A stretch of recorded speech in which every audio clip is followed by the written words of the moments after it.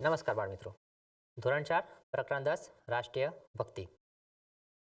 આજે આપણે બાળ સુભાષ વિશે ચર્ચા કરીશું. આજે વેકેશનનો પહેલો દિવસ હતો. ચંદુ દાદાએ તેમની લાડકવાઈ દીકરી અંજુને બોલાવીને કહ્યું કે ચાલ તને આજે એક સરસ મજાની વાર્તા કહું.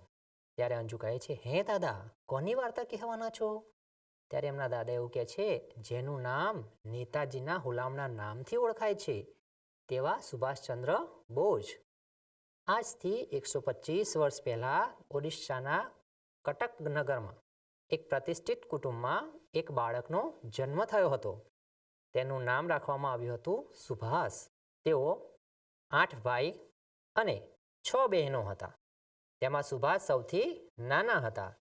બાબુભાઈ પછીથી નેતાજી હુલામણા નામથી ઓળખાયા. 5 વર્ષની ઉંમરે તેમણે અંગ્રેજી સ્કૂલમાં ભણવા મોકલવામાં આવ્યા. તે વખતે ભારતમાં અંગ્રેજોનું રાજ હતું.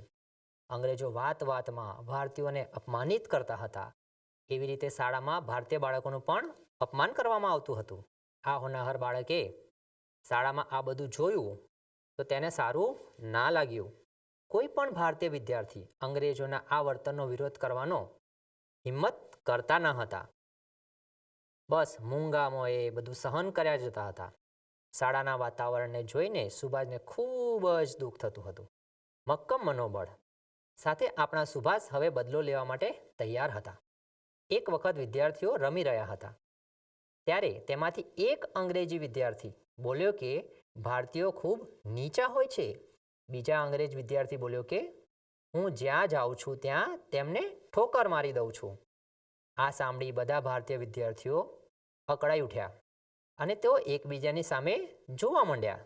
હવે સુભાષથી રહેવાયું નહીં. તેઓ એકદમ તે અંગ્રેજ વિદ્યાર્થી સામે જોઈને ગુસ્સેથી બોલ્યા, હું ભારતીય છું, બોલ શું કહેવું છે? બાળ સુભાષનું આ રૂપ જોઈને તે અંગ્રેજી વિદ્યાર્થીઓના હોશ ઉડી ગયા અને ગુનેગારની જેમ તેઓ કાંઈ જ ના બોલ્યા.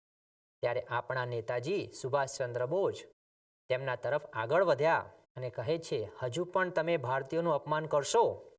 આમ કહીને તે બંનેને ઠોકર મારીને નીચે પાડી દીધા.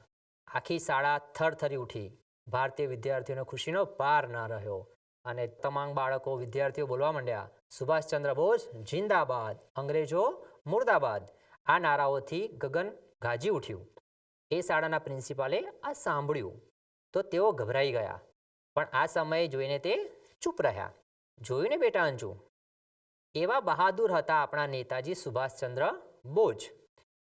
તમારે પણ જીવનમાં અભિમાન નહીં પણ સ્વાભિમાન અને બહાદુર બનવું જોઈએ. સ્વદેશનું અપમાન સહન કર્યા વગર તેનો બહાદુરીપૂર્વક સામનો કરવો જોઈએ. બાળ મિત્રો, તમને આ વાર્તા સરસ લાગી ને?